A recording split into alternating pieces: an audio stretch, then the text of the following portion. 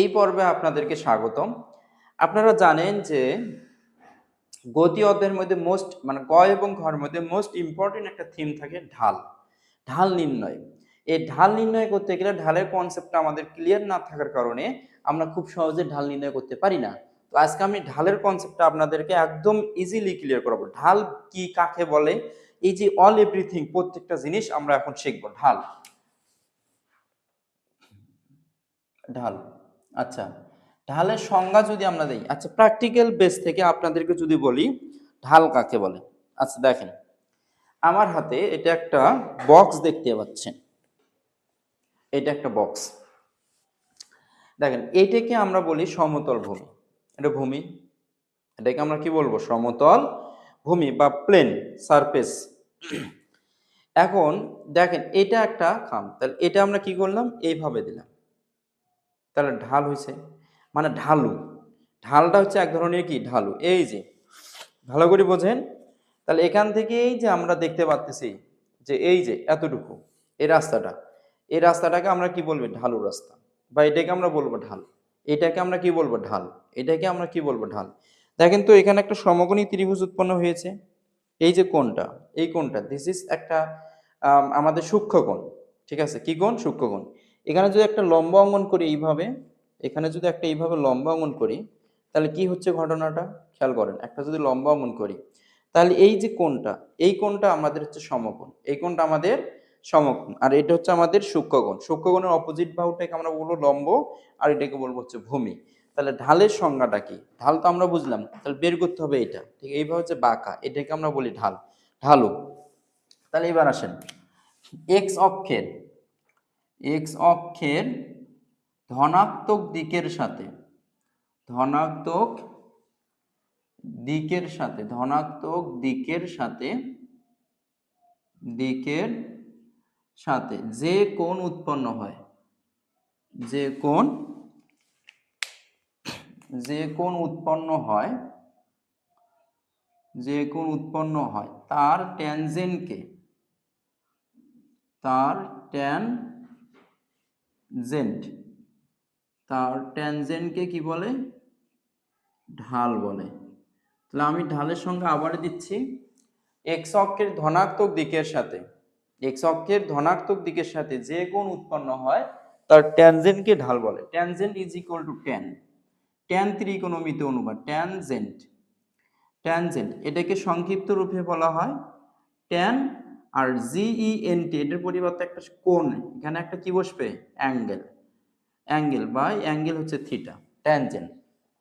তাহলে দেখেন, আমরা তো জানি এক্স অক্ষ, এটা মূল বিন্দু 0,0, এক্স এর ধনাত্মক দিক মূলবিন্দু থেকে ডান দিকে, মূলবিন্দু থেকে ডান দিকে হলো এক্স এর ধনাত্মক দিক, আর মূলবিন্দু থেকে বাম দিকে এক্স এর ঋণাত্মক দিক। তাহলে এক্স এর ধনাত্মক দিক, এক্স এর ঋণাত্মক দিক, আর ওয়াই এর ধনাত্মক দিক, ওয়াই এর ঋণাত্মক দিক। তার মানে আমরা কি বুঝলাম? মূল বিন্দু মানে এক্স এর ধনাত্মক দিকের সাথে, এক্স এর ধনাত্মক দিকের সাথে এই যে ঢালু, এই যে ঢালু, এই যে ঢালু, এই ঢালুটুকু, এই ঢালুটুকু যে কোণটা উৎপন্ন করেছে, যে কোণ, যে কোণটুকু উৎপন্ন করেছে থিটা, এই থিটার ট্যানজেন্ট ত্রিকোণমিতি অনুপাতকে ঢাল বলে। তার মানে দেখেন, এটাকে যদি আমরা বলি ওয়াই, এটাকে বলবো আমরা এক্স, এটাকে যদি বলি ওয়াই, এটাকে বলবো এক্স। কেন? কারণ এটি এক্স অক্ষ বরাবর একটা অংশ, এটা ওয়াই অক্ষ বরাবর একটা অংশ, তার মানে লম্ব, আর এটা কি? ভূমি। তার মানে ওয়াই কে আমরা কি বলতে পারি বলেন? ওয়াই কে আমরা বলতে পারি লম্ব, আর এক্স কে আমরা বলতে পারি কি? ভূমি। ওয়াই কে আমরা বলতে পারি লম্ব, আর এক্স কে বলতে পারি ভূমি। তাহলে যে থিটা, এবার বলেন ট্যান থিটা, টেরা লম্বা ভূত, টেরা লম্বা ভূত, টেরা লম্বা ভূত, মনে যেন থাকে, টেরা লম্বা ভূত, টেরা দিয়ে আমরা বলি ট্যান থিটা, ট্যান থিটা। তাহলে থিটা যে কোণটা নেব, থিটার যে অপোজিট কোণ, এই অপোজিট মানে থিটার সামনে যেটা বাহু থাকবে সেটাকে বলা হবে লম্ব, থিটার সাথে যে ছোট বাহুটা থাকবে সেটাকে বলা হবে ভূমি, থিটার সাথে যে বড় বাহুটা থাকবে সেটাকে বলা হবে অতিভুজ। তাহলে টেরা লম্বা ভূত ট্যান থিটা লম্ব, লম্ব হচ্ছে ওয়াই, ঠিক আছে। লম্ব হচ্ছে ওয়াই আর ভূত হচ্ছে ভূমি, ভূমি হচ্ছে এক্স। তাহলে ট্যান থিটা হচ্ছে লম্ব ভাগ ভূমি, ট্যান থিটা হচ্ছে কি লম্ব ভাগ ভূমি। তাহলে ঢাল বেসিক্যালি কাকে বলে? ঢাল হচ্ছে ট্যান থিটাকে ঢাল বলে।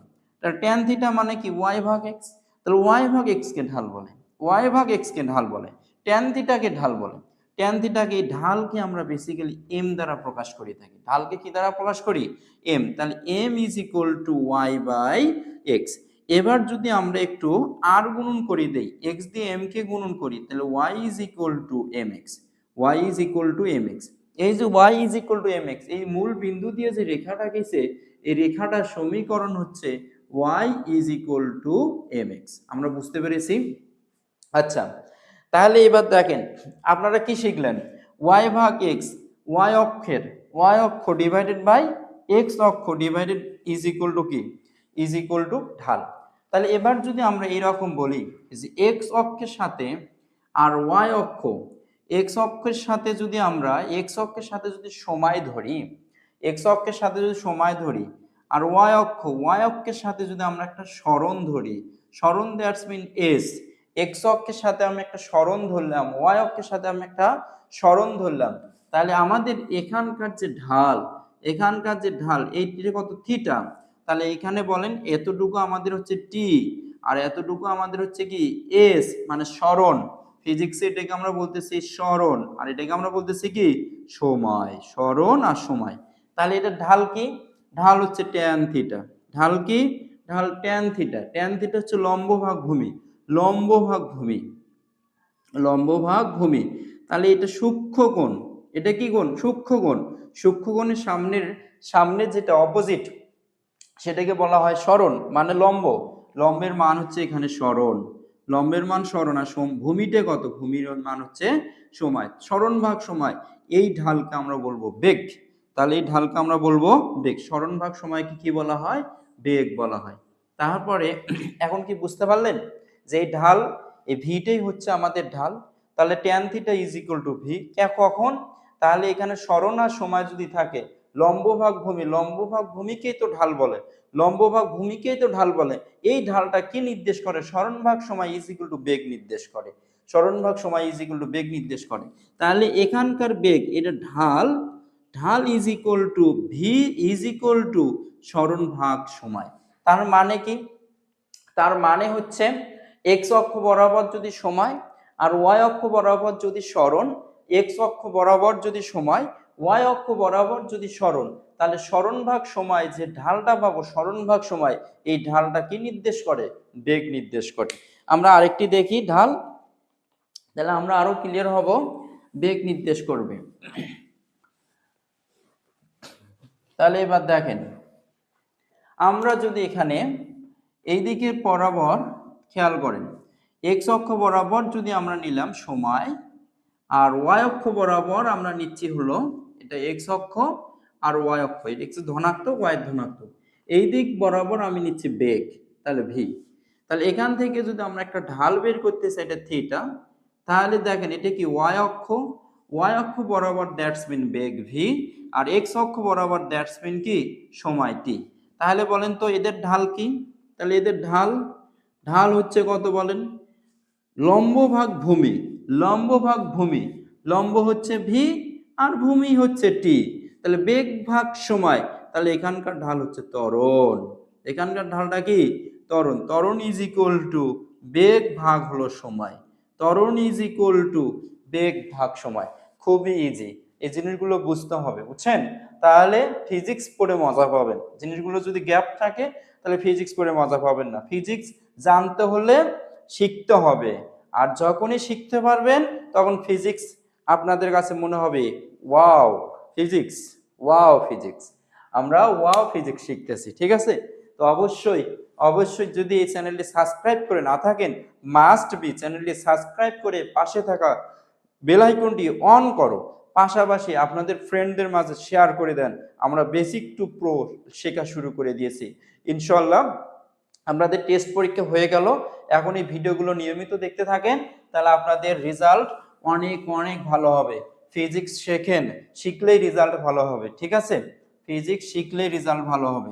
তো আমরা যদি এখানে দেখেন, আমরা যদি আরেকটা জিনিস শেখাই যে এক্স অক্ষের সাথে এখানে বেগ ভি, আমি ভির মান দিয়ে দিলাম √3 মিটার পার সেকেন্ড বেগে একটা গাড়ি চলতেছে, কিন্তু সময় আমি সময়টাকে বলে দিলাম হচ্ছে কি 1 সেকেন্ড। সময় কত? টির মান 1 সেকেন্ড, 1 সেকেন্ড, ঠিক আছে। এবার যদি বলি এদের ঢাল, এদের ঢাল, এদের ঢাল কত, ঢাল এবং এক্স অক্ষের সাথে কত ডিগ্রি কোণ উৎপন্ন করে সেটা, তাহলে আপনি বলবেন ঢাল হচ্ছে বেগ, ওয়াই অক্ষ বরাবর যেহেতু বেগ, তাহলে বেগ ভাগ হলো কি, বেগ ভাগ সময়, এটা আপনি বলবেন। তাহলে ঢাল হচ্ছে কি ট্যান থিটা, ট্যান থিটা হচ্ছে কি বেগের মান √3, সময়ের মান 1 সেকেন্ড, দ্যাটস মিন √3। তাহলে এবার যদি আপনি থিটা বের করতে চান যে ত্বরণ মানে কত ডিগ্রি এক্স অক্ষের সাথে কত ডিগ্রি কোণ উৎপন্ন করছে, তাহলে আপনি বের করতে পারবেন tan theta is equal to tan কত ডিগ্রির মান √3, আপনি বলবেন 60 ডিগ্রি। তাহলে theta is equal two 60 degree, theta is equal two 60 degree. তাহলে থিটার মান 60 ডিগ্রি হলে, থিটার মান 60 ডিগ্রি হলে তাহলে বেগ কত হবে √3, আর সময় কত, সময় হচ্ছে 1 সেকেন্ড। তার মানে সময় 1 সেকেন্ড, বেগ √3, তাহলে ঢালটা হবে ত্বরণ, তাহলে ত্বরণের মান কত পেলাম √3, ত্বরণের মান কত পেলাম √3। আর এক্স অক্ষের সাথে কত ডিগ্রি কোণ করে সে এই বরাবর ত্বরণে যাচ্ছে, √3 metre per second inverse two ত্বরণে যাচ্ছে, তাহলে আপনি বলবেন 60 ডিগ্রি কোণ করে, ঠিক আছে। তাহলে আমরা পরবর্তী ক্লাসে ইনশাল্লাহ আরো অনেক ইন্টারেস্টিং পয়েন্ট আমরা শেখা শুরু করে দিয়েছি ইনশাল্লাহ। তো ভিডিওটি ভালো লাগলে অবশ্যই লাইক কমেন্ট শেয়ার করে বন্ধু বান্ধবের মাঝে শেয়ার করে এই চ্যানেলটি সাবস্ক্রাইব করে পাশে থাকবেন। পরবর্তী ভিডিওতে আবারও আপনাদের সাথে দেখা হচ্ছে ইনশাল্লাহ। আসসালামু আলাইকুম।